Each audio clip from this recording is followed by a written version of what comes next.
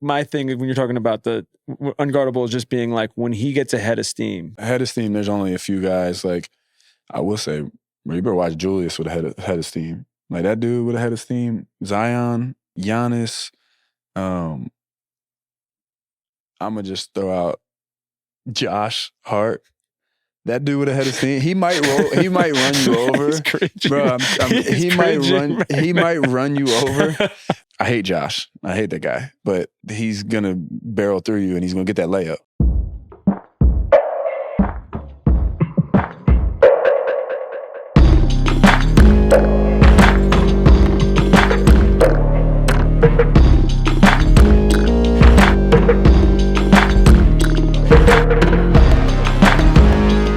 Welcome to episode 20 of The Young Man and the Three, presented by Amazon, Wondery, and 342 Productions. No Trey today. He's somewhere in the swamps of New Orleans on all types of painkillers, zooted out of his mind. But good news is he's in good spirits and he will be back next week.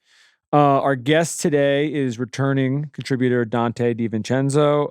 I went to Minnesota Tuesday and caught up with Donte for an hour or two on Tuesday afternoon. We talk all things league, Giannis, Ant, their hot streak, what Julius has brought to this group since he's come back, and a ton of other trends around the league.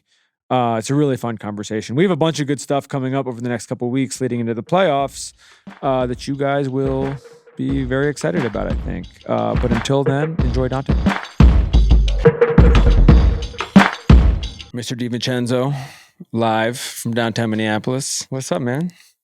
Chilling. Thanks for having me. Last time I saw you was with Duncan. Yeah. In end of November, early December. You were still getting acclimated to the setup. I would say you've been acclimated, and I would say this team has been acclimated over the last 2 months. How are you feeling? Feel good. Obviously, things take time. I think that's the biggest thing is like, you just need an adjustment period. You need, to get acclimated, get your family situated. Go back like day before the season, bro. Like, it's not easy to do. And as a team, takes time. And as you see, is like, me and Julius being injured and then Rudy getting injured, like, you take a step back and you get to see it from a different lens. And, now we're all back and things are clicking right now and see how far we can roll. What do you think the balance is? And you've been on a few teams like this, but what do you think the balance is with a team that's this deep, where you're going like 10, 11 deep? And we're not even talking about the rookies who all can play. And when when they've basically been forced into it, they've been hooping. Yeah. But just like figuring out how to get your bearings about you when, there's so many good players that there's only, so much time in the day. I think that's what's made this team, our record may not say it right now of like where we want to be. Yeah. But I think this team has a special trait to it is like when guys were out and you have guys coming in, Jalen Clark being on a two-way and getting converted and now he's in the rotation is, it just shows one, like you said, how deep we are, but it also shows you that like when guys do come back, everybody's willing to accept whatever role they have after that. Yeah. And that's not just saying like, just those young guys that were playing now go to the bench. It's, you might start, you might not. You might finish, you might not. Collectively, with guys being in and out, injured, when everybody's back healthy, everybody has kind of like just a different a view on the season. And, that's when it starts to kick in is like, all right, what's our ultimate goal? Is it individual stuff or is it team stuff? And I think right now, like, it's taken a little while, but, everybody's on the same page right now, and that's kind of where we want to stay. At what point in your career do you feel like you've been on a lot of good teams, we've talked about it a bunch of times, but you've been in a situation where you feel like you learned what the younger guys are learning now on this team in terms of managing that? Honestly, going to Golden State, I think, starting off in Milwaukee, like you just keep climbing, win a championship, and then all of a sudden, like, boom, I get hurt.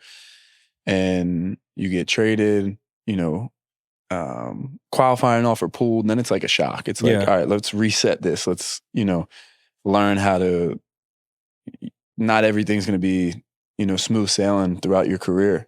To go to Golden State and you just learn that approach every day and watching Steph and watching, people forget Andre Iguodala was there.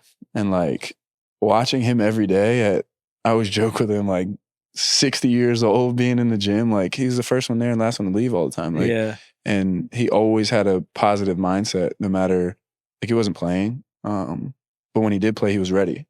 So like somebody like him who's had a hell of a career and you're not playing, and you can be like, all right, I'm not playing for the whole season. But then when you're thrown in there to still be productive, it's super hard to do. I remember you had you talking about Steph is really interesting because just the impact he had on you just on a basketball sense, on a shooting sense, but on a professionalism sense with guys like him and Iggy, and then with, some of the vets on this team now, the guys like Mike. How much of that is, leadership by like, you fucked up, I got to go pull you aside and tell you fucked up, versus just like, watch how I act, because there's a reason why I'm Steph Curry. There's a reason why I'm Andre Iguodala. I think, you can just, exactly what you said is you can just say Mike Conley is the perfect example of that. When he needs to say something to you, he will, but that's not, I've learned that's not necessarily him. Yeah. But him, not saying anything is so impactful. Like he just goes about every single day about being a pro's pro. And it just shows you how to go about your career. I mean, he's year 18 or something like that right now. And it's ageless. And think about it. And he's 6 foot? Like that's unheard of to be in year 18 at 6 foot. Isn't it crazy? I mean, guys like Bron, him, ridiculous. CP, like the Bron stuff. The Bron. Did you see the thing about his numbers after his birthday this year before he got hurt? No, I didn't so his birthday was December 31st, and his numbers before he had the groin thing last week were better than his MVP year in Miami. It's nuts. And I think Luka being there unlocks him on a different level. I haven't talked to you since we've talked a lot about this trade on this show, but I haven't talked. What was your first thought? I mean, I didn't really think much into it in terms of like the dynamic of Dallas and all that stuff. I didn't really think about that. I just viewed it as like, it was kind of like a damn moment. Like, whoa, that's crazy. Morgan, our fiance, was telling me, she was like, is this real? And like, she showed me and I was like, nah, that ain't real. And then it came out to be real. And it basically just shows you like, listen, there's a business side of everything. Just control what you can control. Yeah. And that's kind of all you can worry about. I feel like one of the takeaways that people who just, players who are as unbiased as you can be because they don't play for either team had, is just like, if like that dude can get traded. Honestly, if AD can get traded, like anybody's. And you just live this, so this, 100%. No one's untouchable. It doesn't matter who you are. Yeah. It's funny. It's been an interesting. We did an ep last week with Cam and Shams, which is interesting in its own right because that dude's a fucking machine. Yeah. Even during the ep, he's tweeting. Yeah, he's been like that, bro. He's been like that forever. But he was telling us about we're in Chicago and he was telling us about his process of doing it, and even with him, he was like, my hands were shaking. He was like, I was nervous doing it because of the just sort of like the craziness of it. Yeah. But I also think in a weird way, and Cam was saying this too, because he lived through this in Phoenix a couple of years ago. Like once you've had this happen to you, once you've had sort of the shock, it kind of like you become a little more, you get like alligator skin, crocodile skin a little bit, exactly. Like you become a little more numb to it. Exactly. I mean, that's just what happens is reality. Like you get drafted to a team and everybody's like, I can't wait to stay here my whole career. Yeah. Reality is I don't know what the percentages are, but like chances are you're not going to be there your whole career. No. If you're going to have a long career, you know what I mean? Like if you have a long career, chances are you're not going to be there your whole career. And think right now it's like Giannis and Steph, something like that. Like right now, there's probably a couple other guys, but those are the two big names I can think of. Like, but it's also like, I mean, this is the other thing, which is just, it's interesting specifically with the NBA, for better, for worse. You could argue for better because it probably helps with ratings and shit like that, but it's also for worse because you're human beings. Yeah. But there's so much rumbling all the time. Like people are like, they're trying to force Giannis out of Milwaukee. Basically, Steph's the only one who doesn't get it. Steph's the only one who you're like, I don't, like, unless he publicly comes out and says something, Steph is like... I mean, but at the same time, Steph, like, you can hear it, like, when they were struggling earlier in the year or whatever, they got off to a hot start, and then they started struggling. It was like, is this the end of the dynasty? Yeah. And then now you get Jimmy in there, and now everything kind of dies down and stops. So, do you think some of this, and I'm probably guilty of this because, like, we had this show, even when JJ and I were doing it, like, when we started, our whole thing was basically like, don't be like the media. And like he's playing. And so it's like, understand what the media does wrong and like respect the media, but at the same point, don't follow sort of the traps that they fall into. Yeah. But some of this just like people talk too much. Like there's just too much, commentary in general. And that leads to boredom a little bit. I mean, I think it just goes into, the talking, the conversations that we had. It's just what is, accurate in terms of what's actually going to get, get traction and what actually is like, because you can say like, hey, Tommy, I'm going to, I'm interested in you. And then all of a sudden it goes out that like, I called and you were being shopped and yada, yada, yada. Yeah, and in reality, what happens is like, hey, Tommy, like, would you be interested in being here?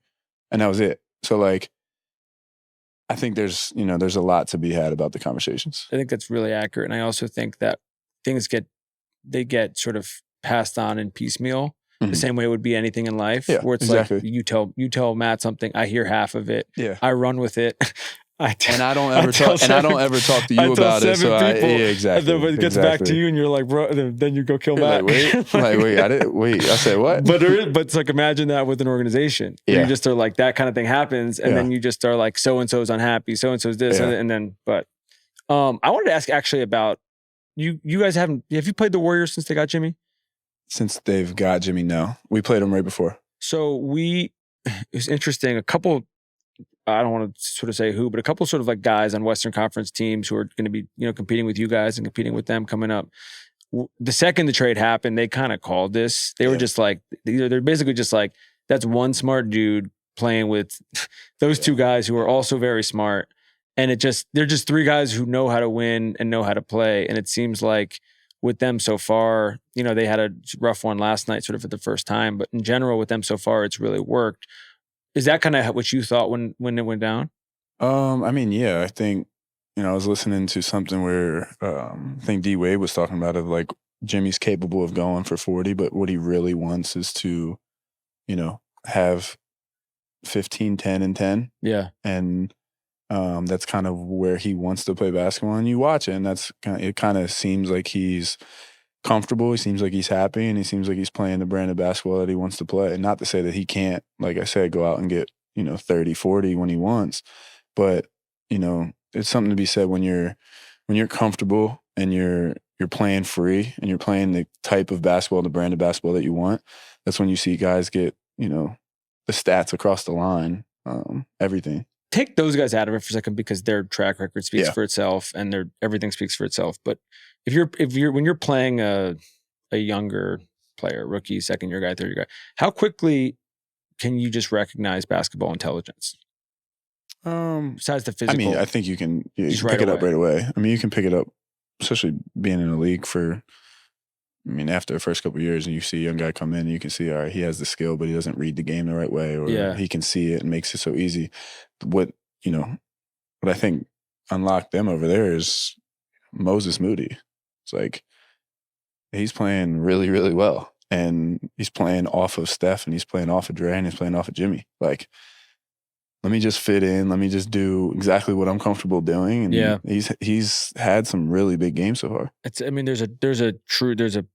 There's a straight line between when he entered the starting lineup outside of the trade and when they started going up. Yeah. Are there other young guys like that right now around the league that some of them are your teammates, so you can count them, but like that are probably, maybe they haven't won as much yet, but you see that mental side of things? Yeah, it's tough. I mean, we have a great group of young guys. I can just, speak for our young guys being around them every single day. Like, they are talented. And it's not easy. Like, it's not easy being, I think we had 2 first-round picks this year. I think Rob was top 10 and TJ's top 25 or something like that. It's not easy to do that and then come in and be like, have all these vets around you, and, the minutes may not be there or it may not be consistent. But, bro, those dudes have some skill. Like, they are nice. And the other guys, Jalen Clark, like, he was hurt, comes in this year and is not playing at all, is on a 2-way.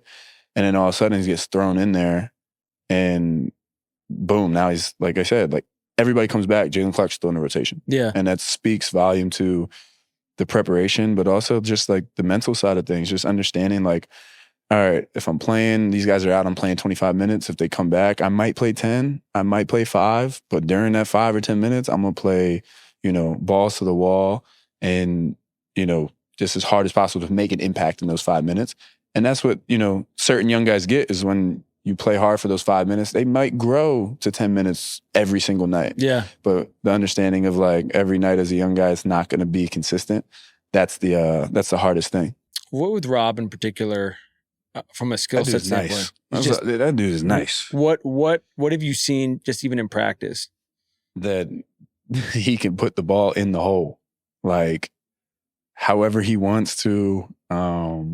He's shifty, he's quick. His finishes are very, very underrated. Yeah. Like he's had a couple this year where we're like, and then all of a sudden he like lays it off the glass. And can you explain how difficult at that size it is to do that? I mean, look at Mike Conley. Yeah. You're 18, like it'd be different if you're 6'9", 6'10", you're a freak athlete. But at 6 foot and, Mike, we still joke with him like about the dunking thing. Like, Mike, you still getting up? Like he still can, but it's all like IQ and it's brain and it's thinking the game and it's making the game simple for everybody around you. And what people forget is about being a good person.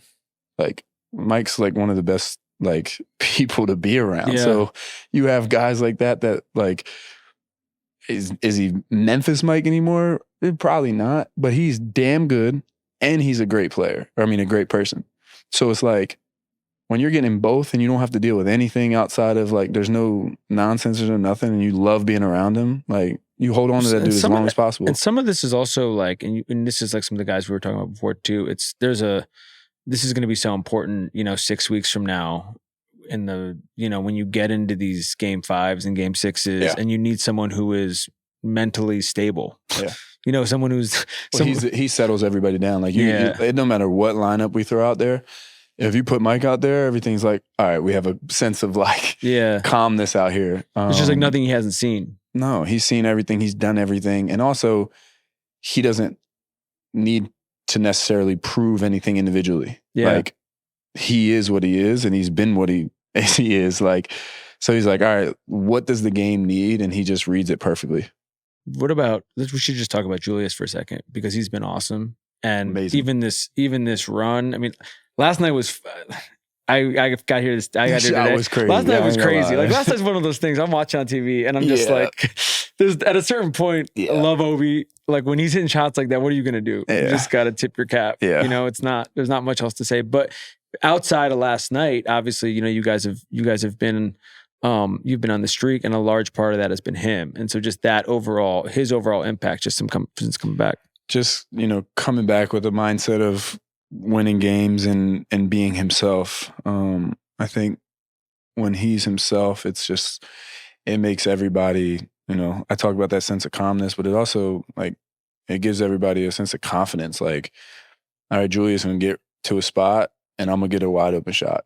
Or Julius can get to a spot and we're going to go to the foul line. Like, there's nobody that can guard him in the mid post. And I really believe it. Like, and when he's getting downhill, he's been making the right reads like every single time. And that's all you can ask from him. It's like, you're not going to be perfect throughout the whole game. No one's perfect throughout the whole game. And he's pushing that envelope of making the right decision every single time. And it's what we need as a team. And I think, that's what's, Ant's going to be Ant. I think that's what carries us is playing off of Julius. When we talked in the fall, you were just, you knew Ant, you knew what you were getting into in this experience, but at the same point you hadn't played with him very much. Now you have. So I guess your overall thoughts both on that, but then also just on how he fits with Julius, because I do think that's a thing that, they've meshed so well over the last couple months. And because Julius missed so much time, it was hard to really see how that was going to work until now. It takes time. I mean, like I said, it's day before training camp. Yeah. We flew out here the next day and boom, we're flying to Palm Springs. They think it's like a video game. Yeah. And it's like, no, we have families. Like we're moving from one state and then we get here and we went straight to preseason in Palm Springs to play the Lakers. Like I think we played 3 road games in preseason. So there's no excuses. That's just like the facts of the situation is like, it just takes time. Yeah. And you can see them in the games. Like to start the game, they get everybody going. And then when it's time to take over and make the right reads and do all that, their two-man game is really, really good. And then when you have both of them making decisions and you have, myself and Nas and Jaden and like all these guys in the keel as just the I guess you want to say the finishers, like it makes our job way easier too, because there's not, the pressure's on them and there's not much that Julius hasn't seen either. They're both so physical. It's just such a load for the fucking defense. Both of them, they're both strong just as hell. A bunch of two strong dudes who know what they're doing. You just feel like it's one thing you got to deal with one of them. Yeah. But and that's what I think, it's that's the conversation in itself of like, those dudes are so strong. It's like, all right, at what point is a foul called? Like, you can't penalize them because they're stronger. Yeah. And that's across the league. I'm not just saying those two, but like, I feel like the strong dudes kind of get penalized a little bit in terms of the physicality. What do you think about this? This keeps like poking its head up and then coming back underneath the surface. But this foul conversation has been like popping up. Do you feel like this is sort of par for the course? Like it happens every year, or it feels worse this year? I think officiating is like the hardest job in the world. Like, think about it. No matter what you call, most thankless job. There's going to be one side that agrees and one side that doesn't. And there's going to be 5 fingers out there going challenge it.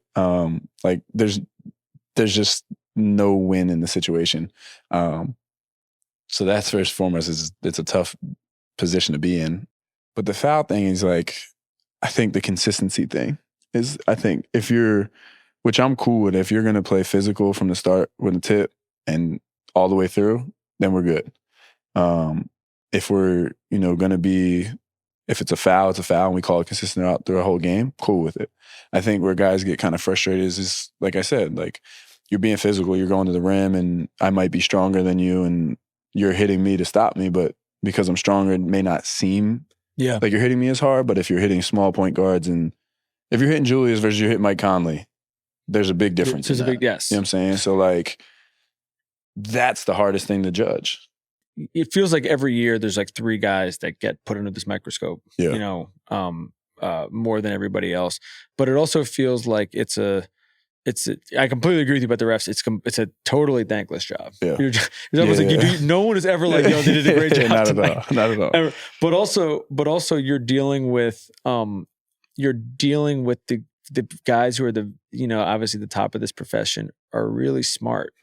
And they also understand basically what worked 2 years ago might not work now, and I can adapt. And so you're dealing with people who are like doing that as well. And so it just feels like there has to be a level of like grace in the conversation about the fact that this is the reality of the way the sport is set up from a human error standpoint. No matter what, I don't care what rule you put in, there's going to be guys that figure out a way of how to get calls. Yeah, like they know that if your hand's going to be here, I'm going to hook you here, and they're going to call it by the book. Yeah.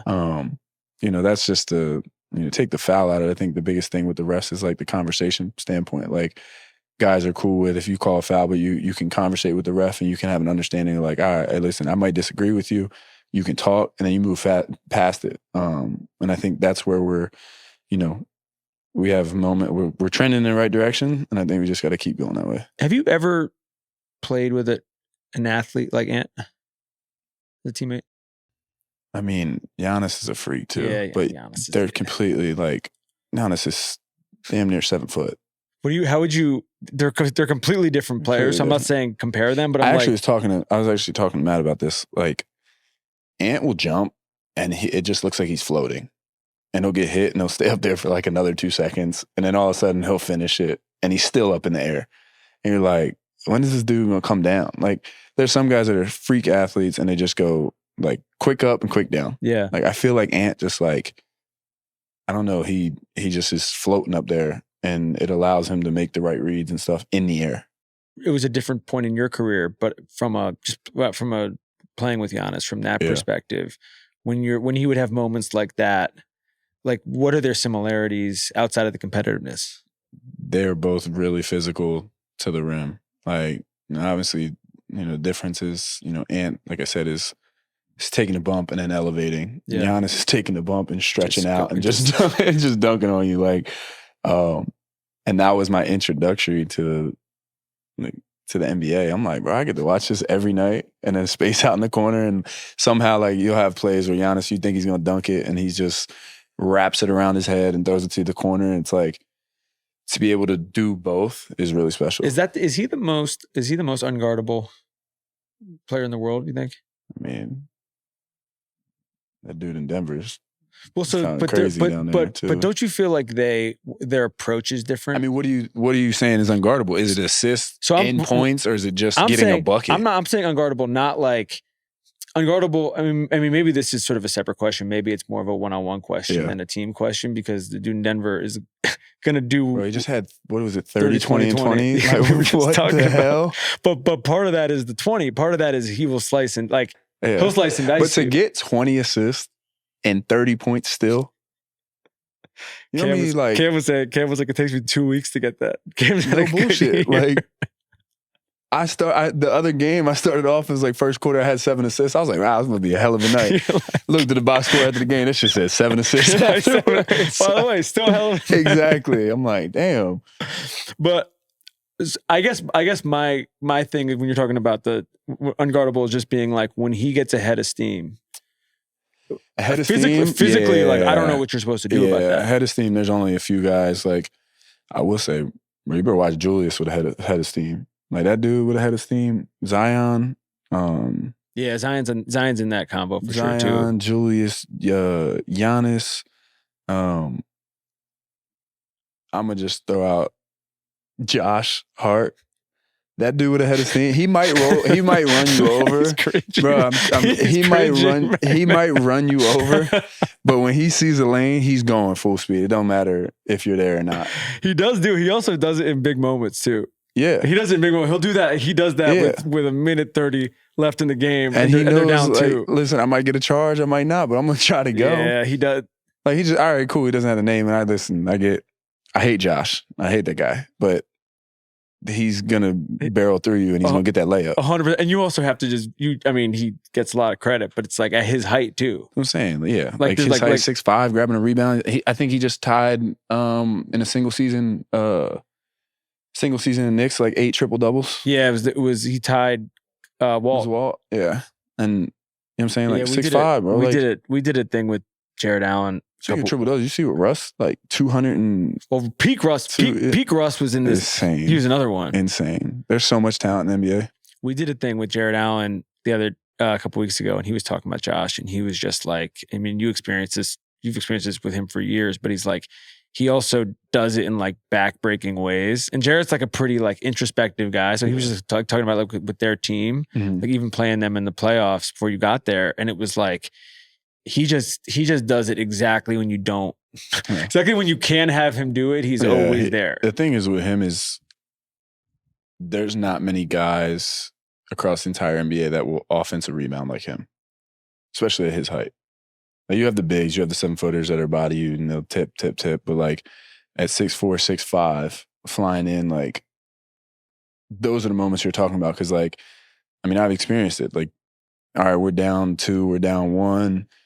You know, take a shot. He flies in, gets a rebound, kicks out 3. Now we're up. Yeah, you know what I mean, like at a back-breaking moment of the game. Yeah. Or it'll be a thing where he's 0 of 7 from 3. Yeah, and you leave him open. He'll have 0 points, and then we look up. He has 13 rebounds and 14 assists. Or it's like you leave him open with 40 seconds left, and he hits that 3. Yeah, he'll be 0 for 6, and then, like I said, he'll finish the game, 1 for 7, and that 3 that he hits is at the worst time for the other team. I was at their game. They ended up losing. It was a game that Jalen hurt his ankle in LA a couple weeks ago, but it was like that, where they basically were leaving him open the whole game. I made the one in front of the bench. Yeah, and then looked at JJ. It was crazy, bro. But it's just like you knew he was going to make that. Yeah, like the Lakers came back, like they figured it out after that, but it was still just like that's just a. No, it's funny. The thing with Ant, like whenever we like talk to guys about who would be the best athlete in another sport, he's always like football, anything like that. The other people they talk about though is Drew Holiday. Yeah, he could play. I mean, Drew's strong. Drew's he's good at a lot of things. What do you with OKC? I wanted to ask about Hart and Isaiah and his impact there. But you guys just had a couple weeks ago. You had the 2 back to back with them that were both just fucking incredible. Games. And I feel like your teams aren't necessarily built similarly, but they have a similar thing they were talking about earlier with the depth, where they got so many dudes. What have you noticed just with his fit there? Because it's been interesting talking to those guys. We've done a bunch of episodes with guys in that team. They didn't get how good of a playmaker and passer he was until he got there. I mean, you can go back and look at a lot of my stuff last year. It was like a lot of my stuff came off of a DHO with Isaiah or curling him and he's passing, and like a lot of my cuts were off of him. Like he really wants to pass the ball. And I always tell him, like, shoot that weak ass floater that you had, the push shot. But he makes it. Like he gets to exactly where he wants to get to. And he knows his game, he knows his comfort zone. And I think, what he allows everybody else to do around him is it allows everybody else to be aggressive. Yeah. And just use him as a screener, a roller, a rebounder. And he's just playing free basketball. He's another one who just always seems like he's in control.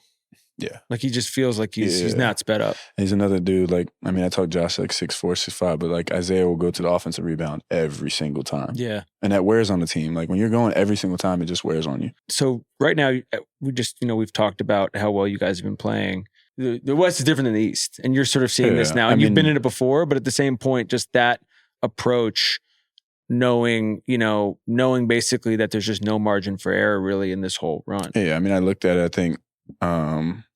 I think Draymond said this last year. It was like their record last year would have been, I think 5 or 6 in the East. And, being in the East, you're like, yeah, whatever. Like you kind of take pride in being in whatever conference you're in. But at the same time is you look at the standings this year and I feel exactly what he was saying. Like our record right now, I think it would be 3rd or 4th in the East. And that's not a knock on conference. I'm not saying that. What it's saying is every single night is so important. It doesn't matter doesn't matter who you're playing. The team in the West can get you. Every team has some sort of superstar. Every team has a lot of young guys that are eager to play and eager to make a name for themselves. And they just play hard. Well, even the Portlands, it's the teams like that who are Portland started they beat us back-to-back games. Yeah. To start early in the year out there. And it's in years past, you're like, damn, you lost to Portland. And they're rolling right now. Yeah. I think they were on I think this is earlier in the year, but they were 9-10 game winning streak. They were rolling. I wanted to ask, we're taping this in mid-March. They put the Selection Sunday out on Sunday. Yeah. The NCAA is in a very different place than when you guys were there. What's your sort of overall perspective on where everything is right now in it? I honestly don't know enough about it to kind of dive into it. I will say it probably it's just funny that all these Hall of Fame coaches started to just get out of it after it started to go. But I don't know. Like I said, I don't know too much about it. I think it's, I think the players definitely should get something. I just don't know. My question is, I had if you're giving guys this money, is there fine systems? Is there because in NBA, if you're late, you get fined. If you do this, is it the same thing with classes there? Is it the same thing with stuff like that? Do they hold them? I genuinely don't know the answers to this. All I know is I wish, imagine our team with NIL. You guys would have made a lot of money. But at the same exact time, would we have been in the positions we're in now with NIL? Well, here's the question I would have would be, and it's hard, this is such a hypothetical, it's hard to answer this definitively, but to that, does everyone stay together? That's what I'm saying. Yeah, are we this unit that we look back with all the market forces at play? What is he? Is there any reason to stay together? There's so many different rules with the portal and stuff too, that have changed. Just to sitting out and I don't think you have to. You don't have to sit out now, right? No. Yeah. No, right now, the whole thing that you're talking about the coaches, everyone's complaining about is it just feels like the Wild Wild West where no one even knows. High school kids, right? Because if I'm a coach and I have a guy transferring that's a 4th year or going into his 5th year and I have a high school kid, if I'm a coach and my job's on the line and I'm going to look at the 5th year, playing the 5th year guy first before I go get, somebody that might redshirt, might not, you know what I'm saying? What also feels weird about everything is it feels like at a certain point, just you take any school as their own example of this, just using sort of common sense, like they're putting these budgets together, these like $5-6 million budgets for teams that don't make the tournament. Where they make the tournament and they lose in the first round. It just becomes you start to basically that doesn't feel like a sustainable model in general for anybody. Yeah, I mean, I think that's the tough part is it all comes down to the NIL, the donors, and all that stuff. Like, who has the most money, I guess, per se. Like, because at the end of the day, kids are trying to get paid too. And this is the most money that a lot of people are going to make in their career. Yeah. So they're trying to maximize that. When we were in school, it was different. Like, you're trying to, how do I set myself up to get to the NBA? How do I set myself up to get a degree from, you know what I'm saying? Like, it's just thinking about 18-year-old Donte with these bags. With NIL? With these bags dropped. Listen, I definitely would not. Yeah. I'm glad I didn't have NIL when I was in school. I tried not to talk too much about last night just because of how fucking crazy it was. Yeah. But we need to talk about TJ for a second. TJ will be a guest on the show in a couple of weeks. And I feel like he just kind of keeps picking these different spots around the league to just choose who he wants to torture. And I feel like last night you guys got the brunt of that. I think he finished with like 10 and 12 or something last night. But I feel like you would have thought last night he had a damn 30, 20, and 20 game. Like, and you felt that back in the playoffs when we played him when I was in New York. Like, he comes into the game and he just knows how to run a game. He knows how to take a game over, and he knows how to use that everybody's assumption of, you make assumptions about him and he exploits you. Yeah. And he's done that year in and year out. And you got to respect him. Like, we always talk, me and him always talk shit with each other. And like, it's a loving talk shit. Like, he's the great dude, great pro. And then when you check in the game, you're like, damn, I hate playing against this dude because he's going to pick you up full court and then he's going to get it. And you know what he wants to do, and he's still going to get to what he wants to do. Does it make it more annoying that he's such a nice guy?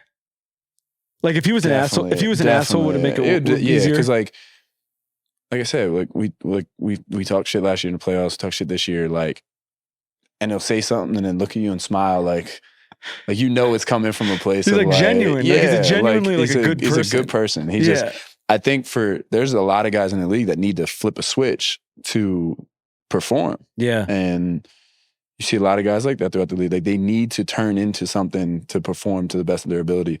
And I don't know if that's, that's just my assumption. I don't know if that's actually accurate with him. But like, when he flips that switch and he just goes into go mode, he'll take over a game and then go sit down on the bench and let everybody else go do their thing. You know what the last topic I was meaning to hit, what you wanted to hit, that I just want your perspective on now, having been in multiple different situations around the league. Yeah. It's kind of this is sort of a broad way in, but the tanking in general. And I think about this in part because I talked to TJ a lot about this with the process and stuff like this, and they had their own version of this, but it feels sort of counterintuitive to sort of like pro sports when you have these teams that basically decide like in January that our goal is to lottery balls. You know what I mean? And then what ends up happening, and we talked to Cam about this a lot because the Nets are like currently like this. You have like fan bases rooting against winning and guys playing well and things like that.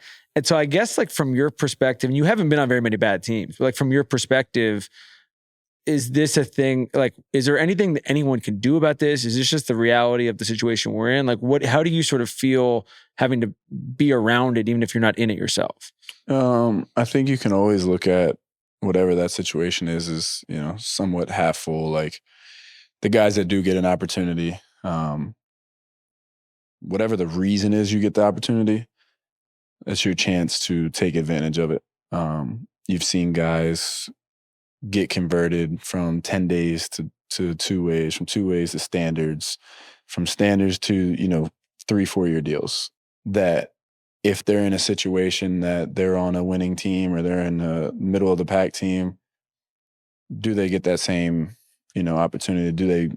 Are they able to make that money? And and prolong their career. You just don't know. So I think the whole thing about, the fans and wanting to lose, and you want the top lottery pick, and I understand it, but at the same time, it's like, if you're on the court, I feel for those guys too, because you're trying to play as hard as you can. Yeah. And you almost feel like, all right, you don't want me to succeed, or you don't want us to win. But I don't think if you're in that situation, you can't look at it like that. You just can look at it like, what can you control? And whether you win or lose, or fans are with you or not, is like, if I can play as hard as possible while I'm out here and try to stick with the team that I'm on. Like I said, you see a lot of guys get converted, and I think that's the positive aspect of the tanking. So you mentioned the guys gonna be able to turn it on, like flip a switch and turn it on. It's sort of I think we'll close with this. What has been both going back to college then professionally, you're always on as a human being, but what has been your sort of best piece of advice in terms of the level of attention to detail, focus? We've talked about this with Steph. We talked about this with some of your teammates, that allows you to basically be that way all the time. That there's very few guys that can actually turn it off and on. Very, very, very few. And I mean that in terms of like, cannot do anything and then to go to the game and have 20 and 10, or 30 or whatever.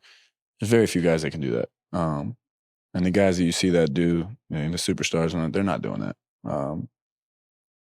And there's probably one or two that are successful at doing that. I think to be successful in the league is you have to do all the little things. You have to do all the preparation physically and mentally.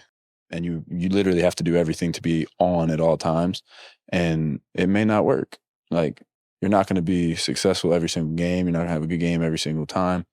But like, the mental aspect of coming back the next day and doing the same stuff and getting in, once you find your routine, stick to your routine.